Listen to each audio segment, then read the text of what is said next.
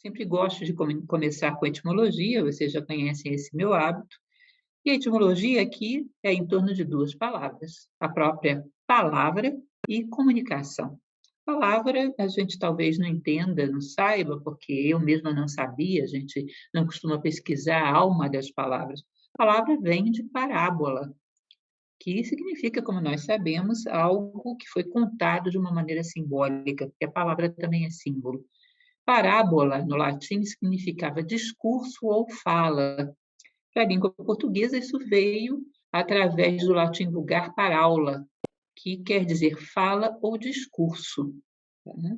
Então, essa é a origem, fala ou discurso. E é interessante porque no grego a origem é muito parecida, é parabole, que é traduzido como comparação. Etimologicamente vem de para, que é ao lado, e balen, que significa tirar ou jogar. Ou seja, você coloca uma palavra ao lado de um fato, e essa palavra representa simbolicamente esse fato. Ou seja, é comparar, colocar ao lado, simbolizar. Curiosamente, a própria palavra símbolo tem a mesma origem, vem de balos, atirar. Vocês já ouviram falar disso? Simbalos, que é a origem grega, significava que você joga uma palavra no mundo, mas ela não se afasta daquele significante que ela está correspondendo. Ou seja, bondade está lá no plano das ideias. Você joga a palavra bondade no mundo, mas ela fica ligada à sua essência, ao seu significante. Quando você joga uma palavra no mundo e ela se esvazia, aí você vai ter uma outra coisa, que é diabalos. Leonardo Boff fala sobre isso num dos livros dele, essa etimologia é bem conhecida. Diabalos significa dividido em dois lugares, ou seja, você joga a palavra, mas ela se separa da sua essência, da sua alma, e daqui a pouco não significa mais nada. É óbvio que aí não é difícil a gente adivinhar que de simbalos veio o símbolo, e de diabalos veio o diávolo, ou o diabo, que a gente tem na língua portuguesa. Ou seja, uma coisa demoníaca, diabólica, na sua origem significa que separou-se da sua essência. Essa é a ideia original. Né? Então, partindo dessa ideia, nós podemos partir para a comunicação. E comunicação vem de quê? Ela vem de duas raízes indo-europeias, que é o co, que significa juntar, unir, né? E esse prefixo ainda é muito utilizado exatamente com essa mesma ideia, coparticipação, participar juntos, colaboração, laborar ou trabalhar juntos. Né? No caso da compreensão, no caso de estarmos nos comunicando, compreensão também vem da mesma raiz, co e apreendere, ou seja, entender algo juntos com alguém. E a comunicação significa co mais munus, e munus significa ocupação, dever ou função. Comunicação significa o dever ou função de juntar. Olha que interessante. A palavra é você manter um símbolo associado à sua essência, ou seja, não falar em vão, as suas palavras terem alma, terem significado. E comunicação significa dever ou função de juntar. Simplesmente isso, munus é dever e co é juntar. Ou seja, ela nasceu para unir os seres, unir os conceitos aos seus símbolos, unir o homem ao mundo das ideias, uni-lo paralelamente aos outros homens. Compreensão é isso. Daí que a gente vai perceber que falar e realmente comunicar às pessoas são dois elementos muito diferentes.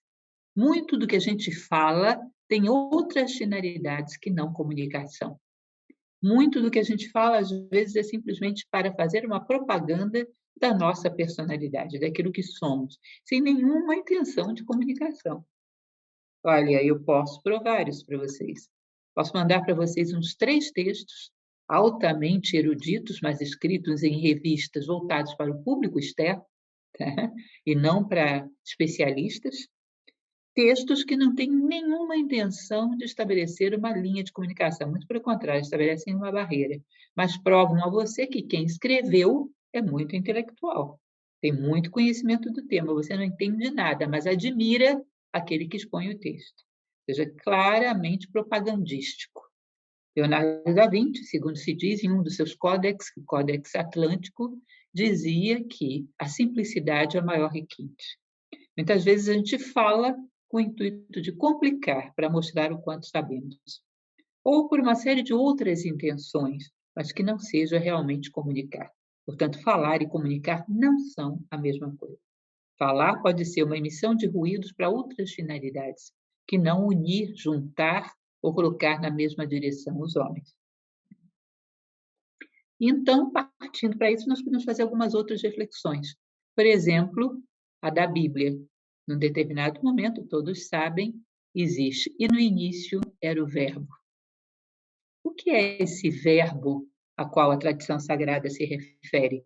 Não só a tradição sagrada cristã, mas de várias outras tradições. E, nesse sentido, a Índia é pródiga, que ela está constantemente fazendo referência ao valor sagrado da palavra. Na Grécia era o hieros logos, a palavra sagrada. Como tanto o grego quanto o sânscrito antigo, pali, budista têm uma mesma raiz, vocês sabem, são línguas indo-europeias, é interessante a gente dar uma olhada na acepção indiana do logos. Para a Índia, logos é a manifestação daquilo que estava oculto. Então, é como se você me perguntasse: o que você está pensando, Lúcia? E eu dissesse: eu estou pensando em como fazer vocês entenderem melhor esse tema. Bom, essa minha palavra é a manifestação do meu pensamento que estava oculto. E eles comparam na tradição indiana a manifestação do universo assim. Havia um pensamento na mente divina, na mente cósmica. E esse pensamento, quando se manifesta o verbo, ele se torna a manifestação. Ou seja, toda manifestação, todo cosmos, na versão grega da palavra, né? Toda manifestação nada mais é do que um pensamento de Deus manifestado.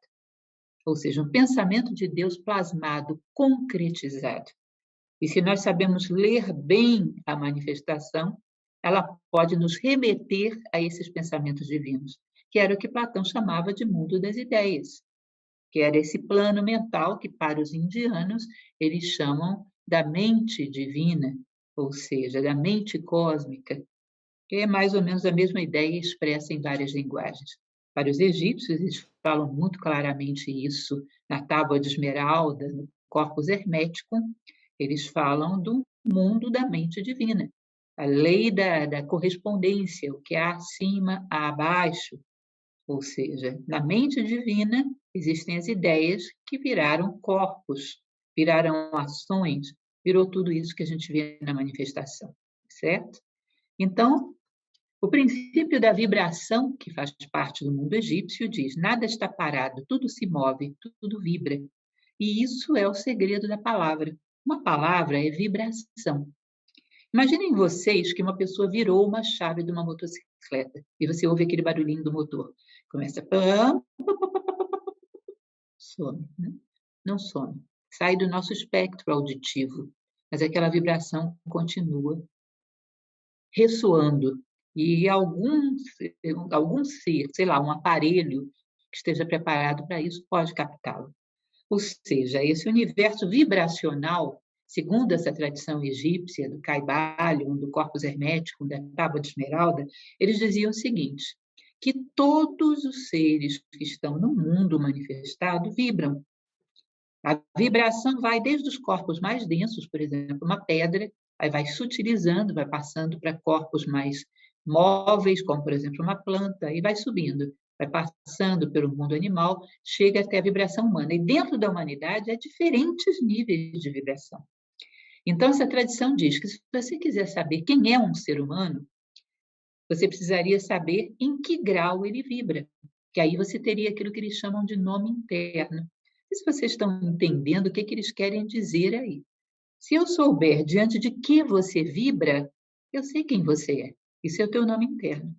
Portanto, se eu te mostro agora um poema que fala sobre a alma humana de uma maneira tremendamente bela, ou, sei lá, uma passagem de Rumi, uma passagem de Shakespeare, se você vibra diante disso, eu já sei alguma coisa de você. Algumas pessoas, ainda que muito intelectualizadas, porque no nosso momento histórico a educação tem mais a ver com quantidade do que com qualidade, né? Mais com o extenso do que com o intenso, não vibrariam diante disso. Não veriam absolutamente nada diante da ética, da estética, da mística. São bons elementos para você saber em que grau está cada ser humano. E para essa tradição, evoluir é acelerar a sua vibração. Eles dizem que esse espectro de vibração humano, quando é acelerado, você pode chegar até o divino, que é um grau tão elevado de vibração e tão rápido que quando você olha, parece parado. Ao mesmo tempo que a matéria é mais densa, ela é tão lenta que quando você olha, parece parada. Ou seja, os extremos, de alguma maneira, se assemelham. Mas dentro da experiência humana, eles introduzem essa ideia de nome interno. Quem é o teu nome interno? É simplesmente diante de que você vibra.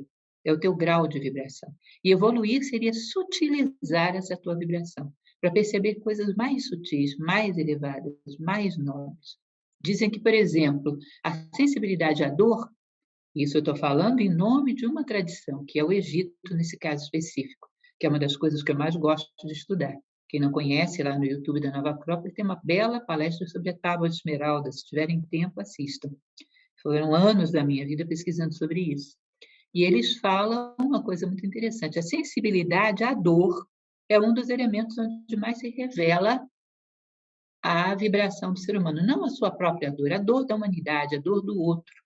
Imaginem o seguinte, para vocês entenderem.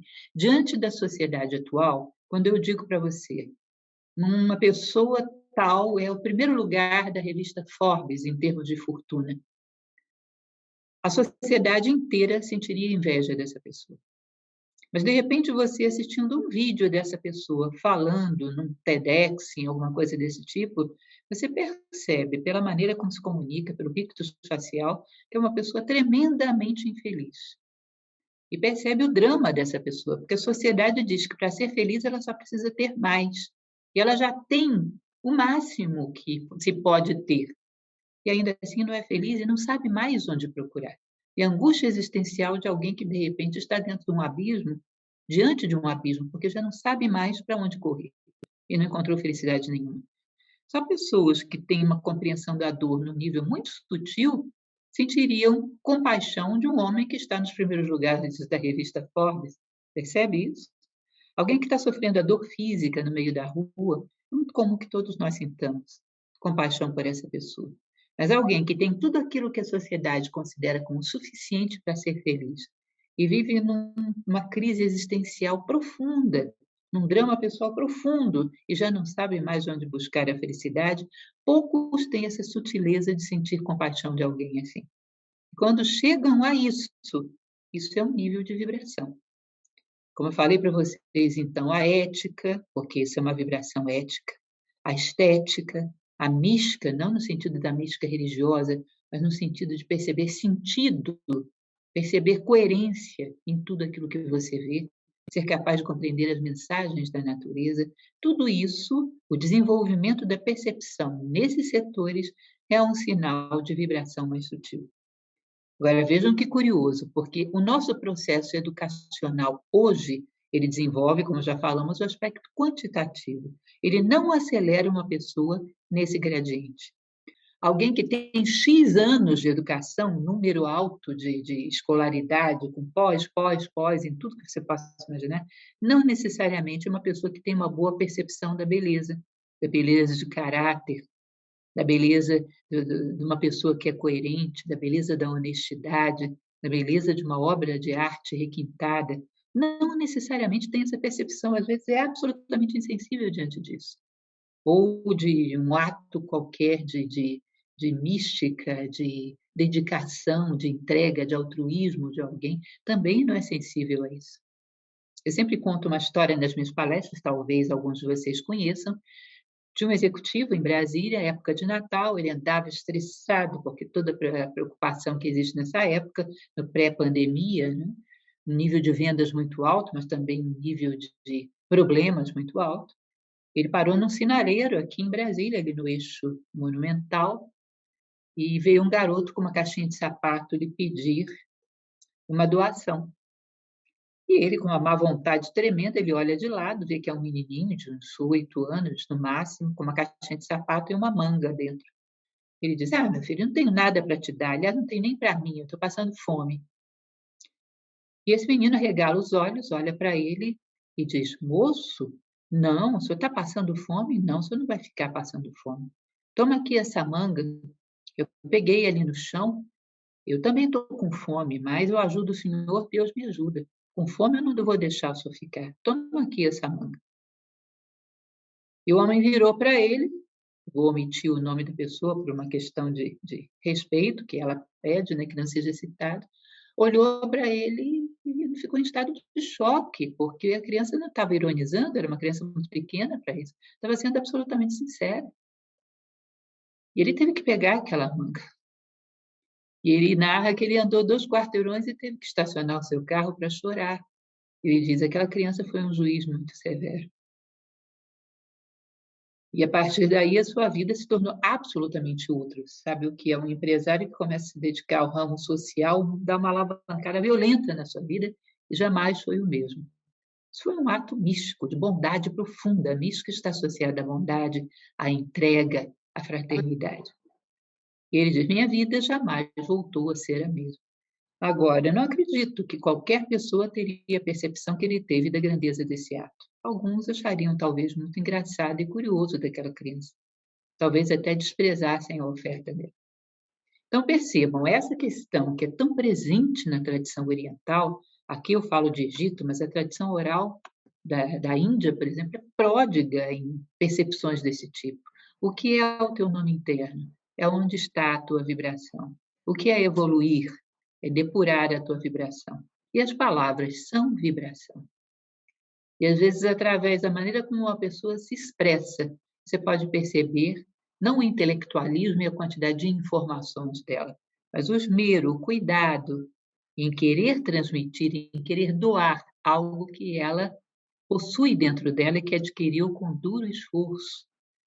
O esforço por ser aquilo que Khalil Gibran chamava, de que nós somos um posto de enriquecimento dos dons da vida. Tudo aquilo que a gente adquire, amanhã deve estar em cima da mesa para ser compartilhado. Através da palavra, podemos perceber isso. Existe uma diferença muito grande entre falar bem de uma maneira retórica e falar bem com a verdadeira oratória. Porque oratória tem a mesma raiz da palavra oração. É falar daquilo que te vai na alma. Portanto, a palavra, quando ela tem a vibração correta, elevada, nobre, ainda que as palavras não sejam intelectualmente perfeitas, ela coloca sobre a mesa aquilo que te vai à alma. E isso é a arte da comunicação. Eu pertenço a uma instituição que é baseada no voluntariado. Eu sou uma voluntária há 33 anos em Nova Acrópole. E quando nós formamos os nossos professores, formamos com esse tipo de oratória. Colocar sobre a mesa amanhã o que te vai à alma hoje. Então, vocês vão ver uma coisa interessante também na Índia, que é a ideia do mantra. Eles dizem que o nome interno de cada ser é a verdadeira identidade de cada ser. E eles chegam a um nível absurdo com isso. Quem pega um livro, que é o meu predileto, de todos que eu li na minha vida, é o meu predileto, que é um épico indiano chamado Ramayana. Tem um determinado momento que um sacerdote invoca Indra, invoca. Ele não faz uma oração suplicando alguma coisa ainda, ele pronuncia o nome interno de Indra.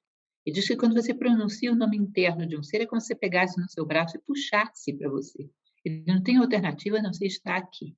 Então, imaginem vocês, isso é uma época de ouro, onde se conhecia o nome interno até dos deuses, a gente não conhecia nem o nosso. Né? São outros tempos. Mas o que eu acho interessante é essa visão que eles tinham. O nome interno dos seres é o seu verdadeiro corpo. Mas esse nome interno não é um nome estático.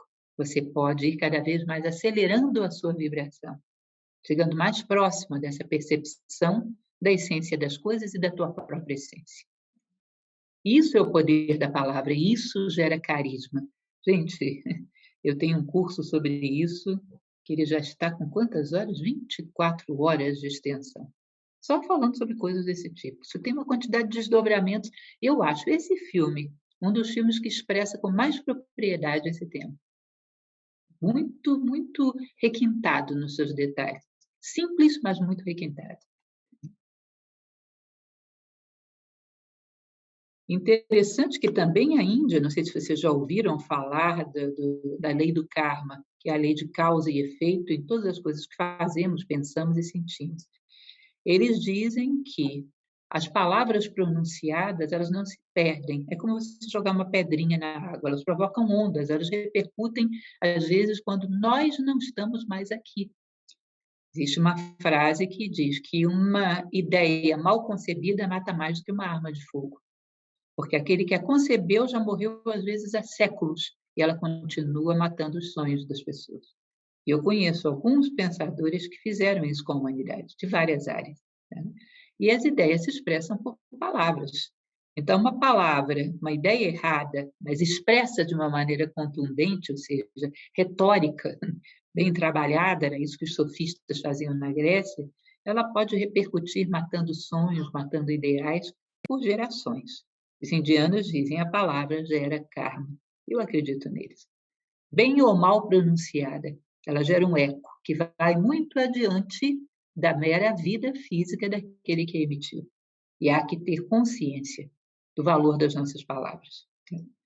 E aí, partindo finalmente para o filme em si, né, que é o que viemos aqui abordar, é uma coisa muito interessante, porque em várias passagens do filme, eles citam uma mesma coisa, que o príncipe, que depois vai se tornar o rei George, né, é muito corajoso. O seu pai fala, ele repete, o seu professor fala. E a gente, às vezes, fica meio sem entender à primeira vista. Às vezes, me dá vontade de anexar aquele filme alguns comentários, porque eu acho que não dá para entender. Eles fazem umas referências que não são muito banais, não. Você tem que conhecer, por exemplo, o que é a verdadeira coragem. A coragem, para Platão, que ele define isso cabalmente num livro chamado A República, significa manter o uso da razão em situações limite. Aquele príncipe, ele tinha uma situação onde ele não mantinha o uso da razão, a lucidez em situações limite, que era falar em público. Era uma situação, porque ele gerou, por uma situação de vida, ele gerou um trauma, que não conseguia trabalhar com aquele aspecto. Mas em todas as outras coisas da sua vida, ele era um grande corajoso. Ou seja, manter o domínio da razão, a lucidez diante de situações de limite, que Platão identificava com medo e desejo, o que é que mais nos rouba a nossa lucidez, nos rouba a nós mesmos? Ou o medo de algo que gera pânico, a gente sai correndo, atropelando quem estiver no caminho. Às vezes, em espetáculos públicos, sei lá, um local que pegou fogo, morre mais gente pisoteada do que realmente queimada, porque o pânico nos torna irracionais.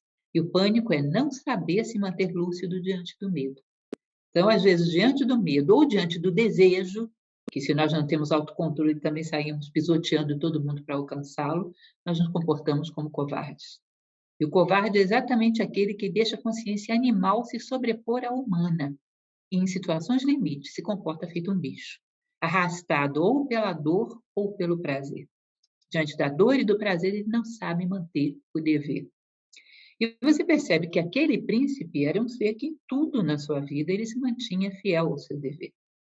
Na maneira protocolar de pedir a sua amada em casamento, na maneira de educar e manter a sua família, na maneira de respeitar os seus pais, respeitar as tradições do seu país, na maneira de respeitar o seu irmão mais velho, que embora ele conhecesse muito bem e soubesse que tinha um comportamento um pouco atípico, ele respeita e aceita plenamente como rei.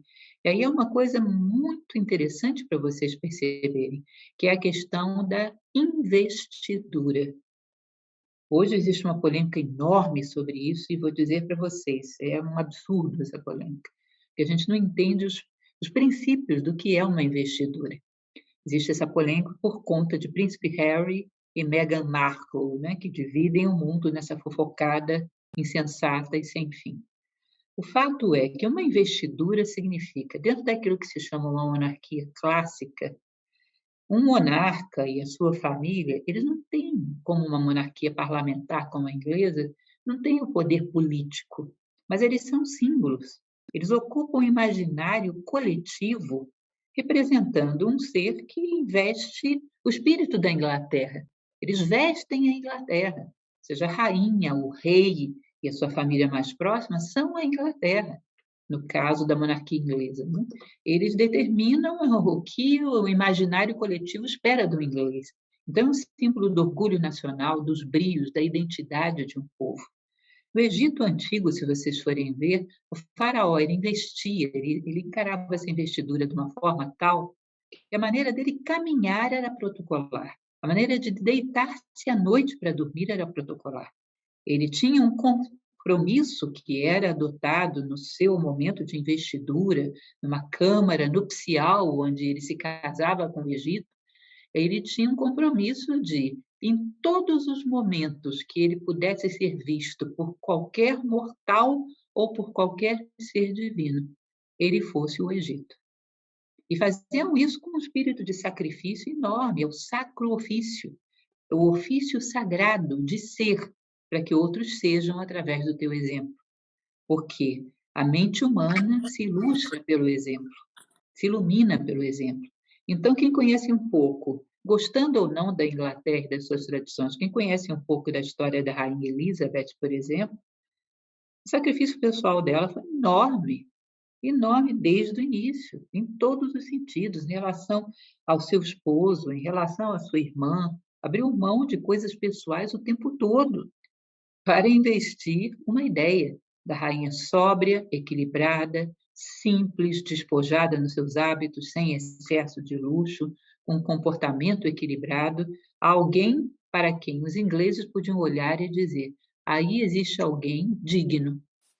E eu sou um inglês, esse é o meu ideal. Dentro disso, dentro dessa sucessão, é uma investidura e é um sacrifício enorme. Ninguém está ali para desfrutar de uma vida VIP.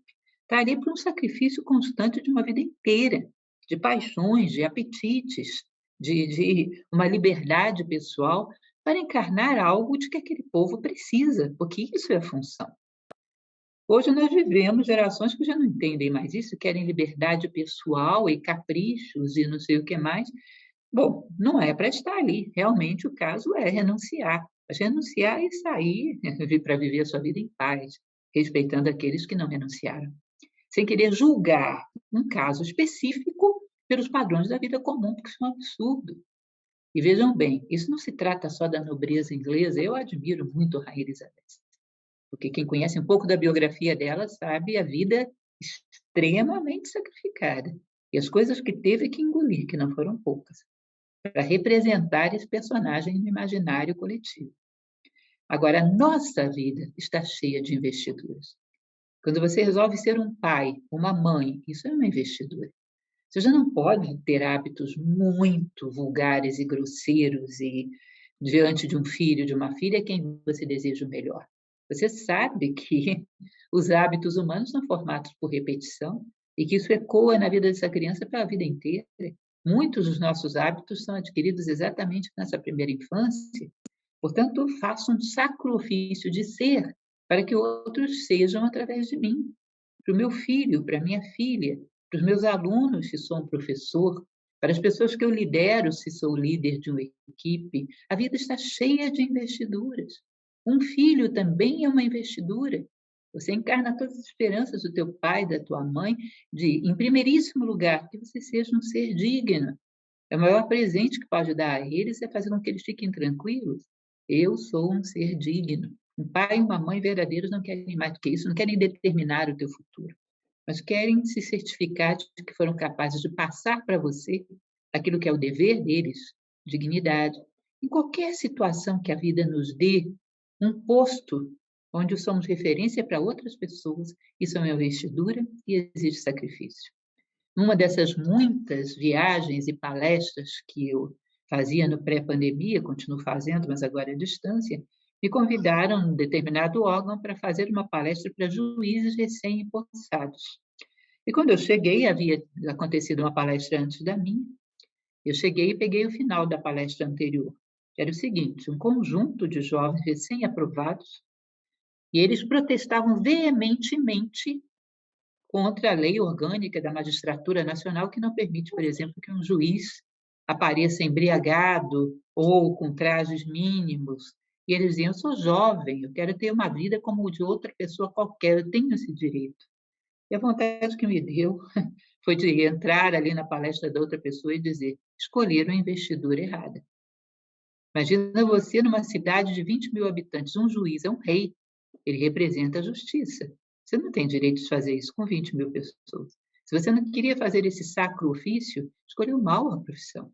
Escolheu mal, escolheu pelo salário, pelo destaque social. Não está preparado para a investidura.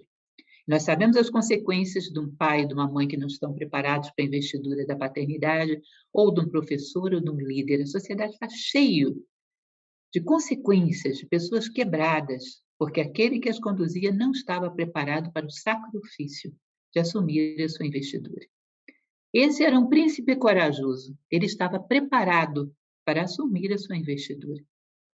Ele vestia esse arquétipo da sobriedade, do autodomínio, exceto num ponto, que era aquele ponto de ter perdido a sua autoestima. Sua autoestima foi travada por um trauma. Ele tinha uma imagem de si muito baixa, que era o que travava a sua voz. Então, seu pai, antes de morrer, acabou por concluir isso, né?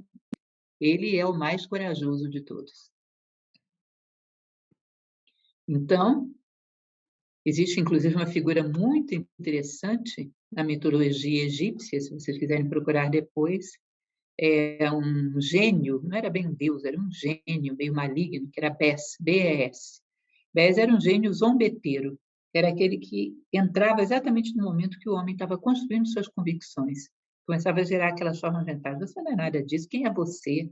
Sóbrio, você não, que isso? Vai curtir tua vida, para que você vai perder sua vida com isso? Era aquele que questionava todas as virtudes humanas. Quando o homem tem um caráter forte, é capaz de submeter Bes. Quando não, é submetido por ele. E vai quebrar todos os seus valores porque não acredita em si mesmo. E é muito o que acontece hoje em dia. Nós somos um pouco escravos de Bes. Né? Então, esse príncipe ele tinha esse problema. Ele não conseguia expressar quem ele era. Num determinado momento, ele foi obrigado a se calar por uma babá que tinha preferências pelo seu irmão. Né?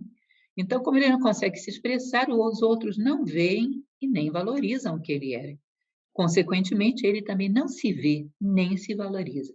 Seu próprio pai só vai reconhecer na hora da morte.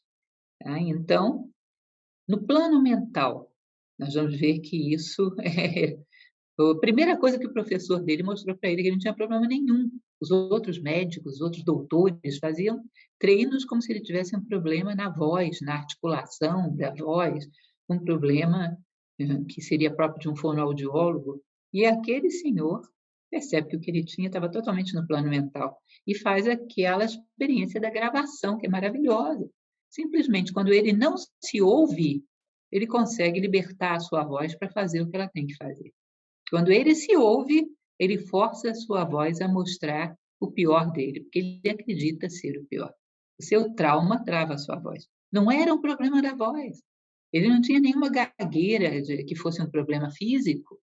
Ele não tinha problema de dicção, ele não tinha problema nenhum de articulação. Ele tinha um problema de autoestima. E aquele homem, muito rapidamente, consegue ver isso, fazendo aquela gravação para ele, e mostra aquilo para ele. Né? Então, a babá forçava ele a se expressar da pior maneira possível, através do choro. E ela preferia outro irmão. E ele acreditou e passou a fazer o mesmo consigo mesmo. Ele obrigou a si próprio a se expressar da pior maneira possível, como a sua babá fazia. Ela o convenceu de que ele não valia muita coisa. É interessante porque quando aquele professor bate o olho dele e percebe, através de algumas perguntas que ele se recusa a responder, mas mesmo assim ele percebe que o problema dele não era físico, ele estava vendo o futuro dele melhor do que ele mesmo. Isso dentro de todas as tradições do passado, as próprias escolas gregas de filosofia, como a platônica, que foi a academia, o museu pitagórico, o liceu aristotélico, se dizia uma única coisa: um mestre é exatamente aquele que enxerga as possibilidades de um discípulo mais do que ele mesmo enxerga. Ele vê o futuro daquela pessoa. E a interferência dele na vida daquela pessoa é ajudá-lo a ver aquilo que está visível para uma pessoa mais madura e experiente, mas que a própria pessoa não vê. Ele conduz a pessoa a ver as suas próprias possibilidades. Então, é interessante porque aquele cidadão simples, sem nenhuma fachada intelectual, mas brilhante, foi capaz de ver imediatamente o que ele tinha, o que estava acontecendo, o que ele tinha que mostrar para aquele homem. Felizmente, apesar de toda a prepotência e petulância, eu sou um duque de York, eu sou não sei o quê, aquele príncipe era também uma pessoa bastante profunda, bastante sensível e intuitiva. E acabou por perceber que naquele professor havia algo mais do que meramente técnica, embora no primeiro momento ele se amedronte, né. Então, inclusive o professor de dicção dele não o tratava com o nome dele que ele queria ser tratado, né. Sua majestade, sua alteza, coisíssima, vossa majestade, vossa alteza, né, que é a maneira correta. Ele não aceita tratá-lo assim, e trata por um nome bastante simples e íntimo, não é, por um apelido de infância. É engraçado porque ele só vai tratá-lo por vossa majestade quando o príncipe se torna um rei, consegue ler o seu discurso e descobre que ele era realmente um rei. Aí ele dá a ele o nome que lhe correspondia naquele momento por conquista. Enquanto ele não conquista isso, o seu professor não o chama de vossa majestade. Lembram disso? É muito interessante. Ele vai desafiando. Não, ainda não. É Bertie, né, que ele chamava o príncipe, ele chama desse nome íntimo, até desrespeitoso, até o momento que ele se torna digno de uma vossa majestade. E aí ele o chama. Ou seja, ele é provocativo, várias vezes ele é provocativo, para trazer o melhor desse príncipe à tona. E a arrogância daquele príncipe era uma máscara do medo, para evitar a intimidade. É como se ele dissesse: não se aproxime. Eu tenho medo de me mostrar para você. Ele exige ao seu professor, inclusive, que faça um treinamento meramente técnico. Ele tinha medo da proximidade. Não queria perguntas íntimas, queria só técnicas. E o seu professor, muito habilmente, faz as duas coisas ao mesmo tempo, né? Outra coisa interessante, nós vamos perceber que o príncipe, então, não tinha problema de voz. Ele tinha era crenças limitantes. Tinha problemas de autoimagem, enquanto o seu irmão falava tremendamente bem. Agora, seu irmão era caprichoso e egoísta a extremos. Não estava disposto a nenhum sacrifício das suas paixões, dos seus desejos, das suas ficções, dos seus birras de menino mimado que queria que as coisas fossem do jeito dele, queria sacrificar o mundo, mas não a si próprio. Mas falava muito bem do ponto de vista da retórica, né? Então, o que esse jovem príncipe vai perceber com o tempo é que o julgamento não pode ser feito por aparências. Seu irmão falava bem, mas não tinha nada a dizer. Ele tinha muito a dizer, mas não sabia expressá-lo bem. Aos poucos, isso vai fazer, inclusive, que no momento fatal do filme, ele julgue bem o seu professor, quando ele descobre que o seu professor não tem título nenhum, não é médico, não é coisa nenhuma, não tem título nenhum. Nessa hora, essa percepção é decisiva, porque ele olha, lembrem da frase bíblica, pelas vossas obras vos conhecerei, e não pelos vossos títulos. Ele olha para aquele homem e vê o que ele é capaz de fazer. E percebe que isso é a verdadeira autoridade, e não o rótulo que se tem do lado de fora. Ele vai fazer com que ele perceba que o seu irmão, embora primogênito, embora com direito de herança ao reinado, não é um rei, ele é que é.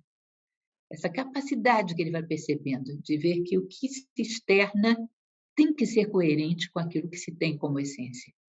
Se não há incoerência, ainda que você se expresse muito bem, se não tem nada a dizer, não adianta nada. E como você se expressa pode ser treinado, mas o conteúdo não. Ou você tem ou não tem. Então, uma coisa que é uma reflexão muito interessante do ponto de vista filosófico, comunicar, como nós vimos lá atrás, é o dever de juntar. O egoísta não se comunica, ele não tem mensagem. Ele usa sua voz para promover a sua imagem e vociferar os seus caprichos. Eu quero isso, eu quero aquilo, eu gosto disso, eu gosto daquilo. Lembrem que em alguma palestra para trás eu falei para vocês que formação de caráter consiste exatamente em ensinar o homem a gostar daquilo que o humaniza e rejeitar aquilo que o bestializa. Usar as inclinações do homem, esse é platônico, para ensiná-lo a gostar do que o faz acelerar a sua vibração e rejeitar aquilo que o torna mais grosseiro. O seu irmão não tinha nenhuma formação de caráter, não tinha caráter, ele tinha. Então, comunicar significa fazer algo que una os homens, que faça unir os homens a uma ideia, por exemplo. Comunicar não é falar. Não são absolutamente sinônimos. Como falei para vocês, a maior parte das vozes, às vezes muito intelectuais do nosso momento histórico, estão fazendo autopropaganda, não estão comunicando. Você ouve e não fica com uma única ideia, mas fica pensando como fulano é bom, como fulano é inteligente. Me recordo que uma vez fui participar de um congresso, não tem tanto tempo, tem uns 4 anos. E, evidentemente, eu não era estrela daquele congresso. A estrela tinha se apresentado na véspera. E parece que a estrela era um orador que tinha feito todo tipo de malabarismo em sala de aula. As pessoas riram, as pessoas choraram, as pessoas compraram o livro dele no final, e eu me apresentei no day after, no dia seguinte. E no final, algumas pessoas vieram falar comigo e disseram: puxa, a gente ficou tão excitado ontem, depois da palestra de fulano, mas você sabe, moça, hoje eu não lembro de nada que ele falou, e essas coisas que você falou hoje eu tenho certeza que eu vou lembrar para o resto da vida. E eu achei tão interessante o que aquela pessoa me disse de uma maneira muito simples, porque ali, sem que ela soubesse, ela fez uma diferenciação exata entre comunicar e falar. Exatamente isso. Se você não junta as pessoas, não junta os homens às ideias, não junta os homens à sua própria identidade, ao seu nome interno, você só está falando, fazendo autopropaganda, impressionando, fazendo muito ruído, como é próprio da oratória emocional, né? Mas você não está comunicando nada. Portanto, cuidado quando você diz que uma pessoa é um bom orador ou um bom comunicador. Talvez seja só um bom falador, um bom retórico. Então, às vezes, quando você olha para uma pessoa e você tem um pouco mais de sensibilidade, é perceptível isso. Existe algo que não pode ser simulado, que é o olhar. A gente treina tudo. Hoje, quando se faz esses grandes palestrantes, treinam com professores de teatro rictus facial, para parecer que estão sentindo aquela emoção. Mas a coisa mais difícil é treinar o olhar. Você tira o volume e olha para os olhos daquela pessoa, você percebe que o olhar está frio, que ela está ligada a um roteiro, a um script, ela não está pensando no outro, ela não está ali.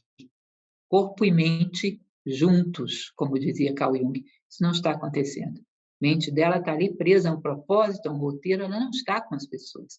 Ela não está ali oferecendo o seu melhor.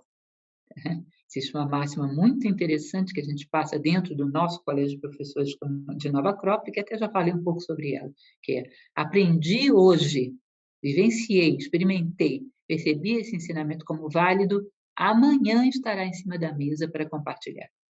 Amanhã. Aprendi hoje, amanhã estará. Existe uma frase dentro de um dos Upanishads hindus, gente. Lógico, eu não estou pedindo para vocês acreditarem nas crenças indianas, eu só colocando como um exemplo. Eles acreditam na reencarnação, eles acreditam na reencarnação de longo prazo. Eles dizem que nós somos como se fosse uma célula de Deus que vai passando dos corpos mais simples até os mais complicados.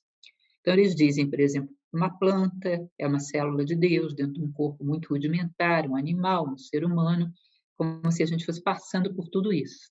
Acreditem ou não, é uma ideia. Mas eles dizem algo, que os atributos, por exemplo, de uma planta, não é que um animal não tenha mais, é que ele foi para os planos mais sutis. Ou seja, um animal tem uma capacidade de captar a luz. A planta é fotossíntese, capta a luz do sol e produz alimento. É a base da cadeia alimentar. O animal é capaz de fazer isso no plano emocional. Ele é capaz de perceber o amor por ele e devolver, compartilhar. E o homem seria capaz de captar a luz no plano mental. Luz como sinônimo de sabedoria. E seria capaz também de compartilhá-la, oferecê-la como alimento, que é exatamente a comunicação. Vocês entendem? Isso é a nossa fotossíntese. A fotossíntese das plantas permite que os seres vivam fisicamente. A fotossíntese dos animais permite que a gente faça laços emocionais, os ame e seja amado por eles. A fotossíntese dos homens permite que a gente transmita conhecimento, que a gente adquira sabedoria e possa transmiti-la, que a gente crie a verdadeira comunicação, a verdadeira oratória. Para eles, a fotossíntese, essa capacidade das plantas, que eles não chamam com esse nome, é claro, mas essa capacidade das plantas de pegar luz e transformar em alimento, para nós se sutilizou no plano mental. E a comunicação é a nossa fotossíntese. Receber luz, que é sabedoria, e gerar alimento. E compartilhá-lo através da comunicação. E só isso é verdadeira comunicação. Imagina uma coisa dessa? Eu acho isso belo demais. Por isso, eu sou uma inconformista quando se diz que a gente só aprende na filosofia o pensamento ocidental. Eu acho que isso não é justo. Há que ter uma boa visão simbólica, mas há como aprender com todas as tradições do mundo. Então, muitas vezes nós percebemos, por exemplo, pelos olhos das pessoas, pelo comportamento das pessoas. Você lembra aquela pessoa que, quando está conversando com alguém, você olha para o olho dela, ela não está ouvindo o que o interlocutor dela está falando. Ela está esperando ele se calar para jogar a mensagem dela. E você percebe que a resposta dela não tem nada a ver com o que a pessoa falou antes. Ela não aproveita nada que o outro falou. Ela tem uma mensagem, está fazendo de conta que está conversando, mas ela não aprende nada, ela acha que tem a verdade. E está esperando o outro parar de fazer barulho, porque ela jogue as suas ideias que já vieram preparadas de casa. Ela não aprende, ela não percebe nada do outro. Não tem uma sensibilidade, essa sensibilidade que permite a comunicação, ela vem muito de uma coisa, saber que não somos donos de verdade nenhuma. E ter essa curiosidade por conhecer um pouco do que o outro vê. Eu te ofereço a minha essência em demanda da tua. Eu tinha um ângulo desse prisma, agora eu vou ter dois, porque eu te conheci. Tese, antítese, síntese. A comunicação exige também isso. Uma percepção, uma humildade, uma percepção de que não somos donos de nenhuma verdade. E que em todos aqueles que conhecemos há algo da verdade. É aquilo que é chamado de inteligência coletiva. Existe no nosso tempo histórico um filósofo, Pierre Lévy, que ele herda isso de tradições antigas, mas ele compilou num livro até interessante, que ele diz: não existe nenhum ser humano que saiba tudo, mas também não existe nenhum ser humano que não saiba nada. Aí ele coloca o símbolo de uma sopa. Todos os seres humanos têm um ingrediente que ninguém mais tem, só ele, e muito especial, que vai enriquecer o sabor dessa sopa. Nós temos que convencer a humanidade a descobrir o seu ingrediente, que é como se fosse o teu nome interno, e jogá-lo dentro do caldeirão, para compartilhar com todos, depois todos beberem juntos dessa sopa. Isso é que ele chama de inteligência coletiva. A verdadeira comunicação gera inteligência coletiva. E é um elemento fantástico, né? Trabalhado pela filosofia desde tempos antigos, e agora é trazido à tona por esse filósofo contemporâneo, Pierre Lévy. Então, as nossas conversas modernas não constroem nada a partir da fala do outro. Não existe tese, antítese, síntese, como dizia Hegel. Não existe o diálogo, como dizia Platão. Hoje nós não somos mais capazes de entrar num diálogo para realmente aprender e oferecer, e sairmos todos enriquecidos. É um monólogo compartilhado, onde ninguém ouve nada. É o mais comum de todas as conversas que ouvimos, né? Num determinado momento, quando acontece a proximidade do príncipe se tornar um rei, o seu professor começa a passar para ele, quer despertá-lo, ele está em pânico, ele quer despertá-lo. Só que ele fala demais e fere aquele jovem que não estava preparado para ouvir aquilo naquele momento. E ele o agride violentamente: você é filho de um cervejeiro medíocre, e sai de uma maneira grosseira, depois não quer vê-lo mais, não quer recebê-lo mais. Num determinado momento, ele vai analisar o que o professor tinha dito e volta lá para pedir desculpas. É tão bonita essa parte, tão bonita. Que o professor diz: eu aqui tenho que pedir desculpas. Eu não soube dizer o que você tinha que ouvir da forma que você podia ouvir. Nesse livro Ramayana, livro sagrado da tradição indiana, o príncipe Rama, que era o príncipe ideal, é o arquétipo indiano do grande líder, ele diz: a grande arte de um rei é não dizer uma palavra a mais, nem uma palavra a menos, do que cada um pode ouvir em cada momento. E esse professor, ele mostra essa sabedoria. Eu é que errei, fui ansioso, falei mais do que você podia ouvir naquele momento, te feri. Eu que peço desculpas, porque você ainda não sabe lidar com a palavra. Ele não diz isso, mas está em off, né? Você ainda não sabe lidar com a palavra. Eu estou a vida inteira fazendo isso, eu tinha que saber. Existe uma parábola muito bonita, que é de origem sufi, que diz o seguinte, que havia um rei que teve um sonho. Ele chama o adivinho, o álgure, diz para ele: "Ó majestade, que sonho terrível! Esse sonho significa que o senhor vai ver todos os seus parentes e amigos morrerem". E o rei fica revoltado, diz: "Guardas, deem 5 chibatadas nesse homem", e manda chamar o outro. Aí vem outro ministro dele, que também tinha essa fama de ser um bom intérprete de sonhos. Ele conta o mesmo sonho e esse homem diz: "Ó majestade, que sonho maravilhoso, que sonho promissor. O que esse sonho está querendo dizer?". "Ah, esse sonho diz que o senhor vai viver mais do que todos os seus parentes e todos os seus amigos". "Nossa, que maravilha de sonho! Guardas, deem 5 moedas de ouro para esse homem". E o outro lá fora ouve tudo e fica furioso. Quando esse segundo ministro sai, ele vira para ele e fala: "Você é um enganador, você é um mentiroso, você é um vigarista". "Calma, por que que eu sou um vigarista? Você falou a mesma coisa que eu ganhei 5 chibatadas, você ganhou 5 moedas". Aí o segundo vira para ele e fala: "Ouve o que eu vou te dizer. A verdade é como uma pedra preciosa, e como tal, ela deve ser oferecida, é um presente maravilhoso. Só que, ainda sendo preciosa, ela é uma pedra. Tem uma diferença muito grande em você colocar isso dentro de uma caixinha, embrulhá-lo com belas sedas, juntar uma flor e entregar para alguém, ou pegar essa pedra e arremessar no rosto de alguém. Pode ser um diamante, mas é uma pedrada. Ou seja, a forma é tão importante quanto o conteúdo. Se você quer presentear alguém, quer garantir que ele seja bem aceito, lembre disso. A forma é tão importante quanto o conteúdo. Às vezes a gente pensa, os radicalismos do mundo atual, uns pensam, só tem que ter forma. É o que a maioria não expressa, mas faz. E há quem pense o contrário, eu tenho essência, não preciso mostrar nenhuma forma. Cuidado, isso não é importante. Tudo é importante. Tudo. Um avião, aquela potência maravilhosa, um jato, numa velocidade enorme, te leva em qualquer lugar do mundo. E o trem de pouso? São umas rodinhas bobinhas, né? Mas se o trem de pouso tiver problema, destrói toda aquela máquina poderosa e mata todo mundo que está lá dentro. Portanto, o que é mais importante?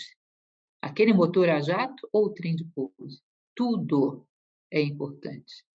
Se houvesse alguma coisa destituída de importância, ela não estaria na manifestação. Todo o universo é dotado de valor e de importância. Portanto, tudo tem valor. Daí a forma adequada da linguagem para que a comunicação se estabeleça tem que ter, sim. Tem que saber falar, saber entender o mundo do teu interlocutor e dizer da forma que ele pode ouvir, da quantidade que ele pode ouvir, da intensidade que ele pode ouvir. Portanto, exige uma grande sensibilidade humana para que você realmente possa se unir. Ou seja, comunicação verdadeira exige muita coisa. Exige profundidade, vida interior. No momento em que ele descobre que o seu professor não tinha título nenhum e vai expulsá-lo, o seu professor senta no trono, o trono onde os reis se sentavam, e vai provocando ele, conduzindo ele a gritar uma frase: "Eu tenho uma voz". Lembram disso? Ele se senta: "Não, sente aí". "Por que que eu não posso sentar?". "Porque o rei tal sentou". "Quem disse que ele sentou?". "Ah, fulano sei disse". "Não sei quem disse". "Quem disse que o que fulano falou é verdade?". "Eu disse". "Quem é você para dizer isso?". "Eu tenho uma voz". Enfim, ele conduziu o príncipe a gritar isso, que era o que ele queria. Quando ele grita: "Eu tenho uma voz", sem gaguejar, sem nada, ele chegou à conclusão que ele queria. Ele diz: "Eu sei. Você tem uma voz, você tem uma bela voz". E levanta para ir embora. Aí dá aquele choque de consciência naquele príncipe e diz: "Gente, esse cara é um doutor, seja lá o que for que os títulos humanos digam", e chama ele de volta. Como é interessante aquilo, como é bonito. E ele percebe a chave do problema dele, que se alguém tem conteúdo, os títulos que o mundo dá são pouco válidos. Você tem que construir um novo título para ele. Se o mundo diz que ele é um príncipe gago, não importa, ele tem conteúdo, ele vai reconstruir esse título e vai saber expressar o que ele tem dentro de si.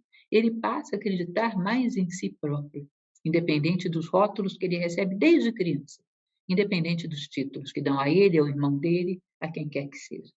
Ele prende aí um valor muito interessante, o valor de ter o dever de reconstruir os rótulos, começando por si próprio e sendo justo com seu professor. E, por fim, é aquele momento em que ele lê a mensagem, quando a Inglaterra entra na guerra: "Olha nos meus olhos". professor se coloca diante dele, que era um mestre, não era um professor. Olha nos meus olhos. Ele olha nos olhos de alguém que confia nele. Esse alguém que confia nele traz à tona a sua autoconfiança, a sua identidade, a sua essência, o sentimento que ele queria passar para o seu povo. E ele consegue fazer essa transmissão para que esse príncipe, num determinado momento, no próprio discurso, ele já nem necessita mais olhar nos olhos dele. Ele olha para dentro de si próprio. Ele olha para dentro do coração do seu povo, dos olhos do seu povo. Ele conquista a independência. Lá, pelas tantas no discurso, ele já não precisa mais olhar para o professor. Ele olha para si mesmo. E quando termina esse discurso, é só aí que o seu professor vai dizer: parabéns, Vossa Majestade. Como é bonito e simbólico aquilo. Ele se libertou. Bom, e é isso, né? Isso é comunicação. Comunicação acontece ainda que sem palavras, através de um olhar. Eu confio em você. Nós comunicamos as coisas de 1000 formas. Uma das formas mais contundentes que a gente tem de comunicar é profundamente vivenciar aquela frase de Sêneca: certifica-te de que és fator de soma para as pessoas de cuja vida participa. Se você tem dentro de si, como sentido de vida, querer ser fator de soma para o outro, para si mesmo, para o mundo, para a natureza, para a humanidade, sair daqui um pouco maior do que você era quando entrou e fazer diferença no mundo, ainda que seja uma pequena diferença.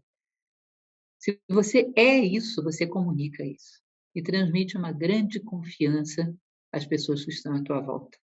E pode servir de amparo para elas, para que elas conquistem a sua própria autoconfiança.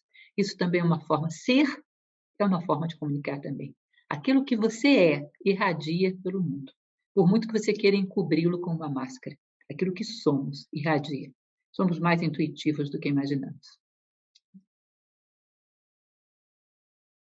Palavra. O que há para calar?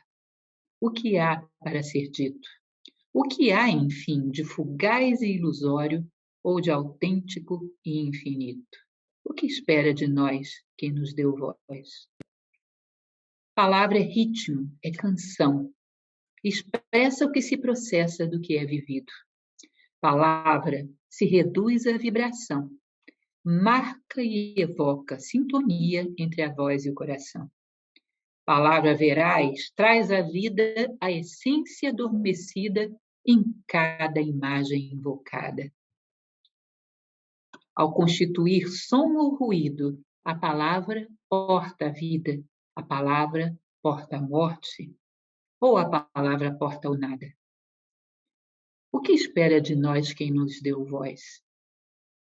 Onde encontrar a palavra essencial? Onde o canal que traz ao mundo a mensagem prometida?